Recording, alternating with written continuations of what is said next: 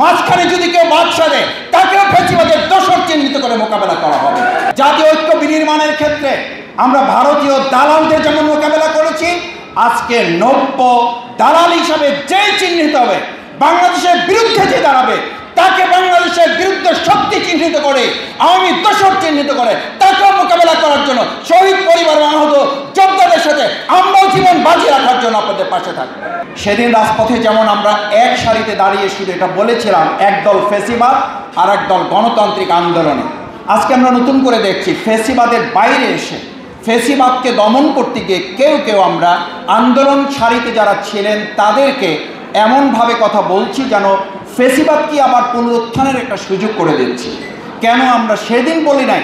রাজপথে যখন একসাথে দাঁড়িয়েছিলাম সেদিন তো কেউ কাউকে জিজ্ঞেস করি নাই আপনি কোন দেশের দালাল, আপনি কোন দেশের সহযোগী।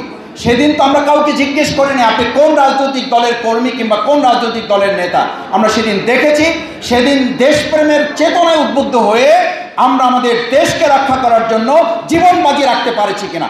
সেদিন যদি জীবন বাজি রাখতে পারি, আজকেও জীবন বাজি রেখে আমাদের এই জেআরের যে অ্যালায়েন্স আপনারা করেছেন, জাতীয় ঐক্য বিনির্মাণে মাঝখানে যদি কেউ বাদশা দেয় তাকেও ফ্যাসিবাদের দোষর চিহ্নিত করে মোকাবেলা করা হবে।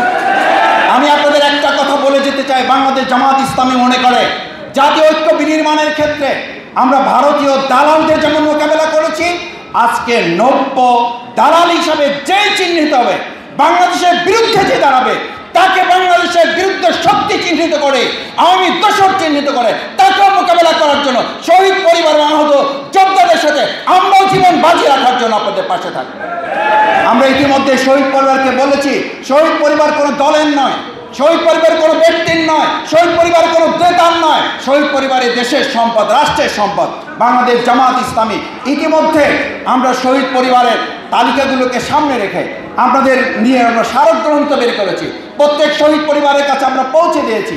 আমরা 71 সালে আমাদের মুক্তিযোদ্ধা এবং শহীদ পরিবারের তালিকা এখনো চূড়ান্ত করা যায় নাই। আমরা অন্তর্বর্তীকালীন সরকারকে বলেছি, আমাদের দেশকেও বলেছি, আসুন সেই চূড়ান্ত তালিকা করে আমার দেশকে এগিয়ে নিয়ে যাব।